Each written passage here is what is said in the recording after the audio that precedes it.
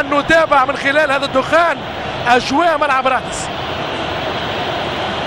شادي محمد، كرة طويلة في عرض الدفاع التونسي، لمسة من عماد متعب، مرتدة، تصويب، وجول جول جول جول. الهدف الأول للنادي الأهلي، محمد أبو تريكة يخطف الهدف، هدف غالي جدا، فرحة كبيرة في الجهاز الفني للنادي الأهلي، والمايسترو محمد أبو تريكة بكل تأكيد يفاجئ الجميع ويسجل الهدف الغالي، هدف قاتل، هدف تراجيدي.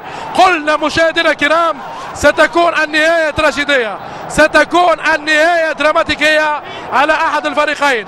وهذه الكرة المرتدة يسارية قاتلة جدا من محمد أبو تريكة في شباك الحارس أحمد الجواشي، وهدف ل0 للنادي الأهلي. هدف والله بصراحة قاتل على الدفاع التونسي. شوف بدون مراقبة، على طول محمد أبو تريكة.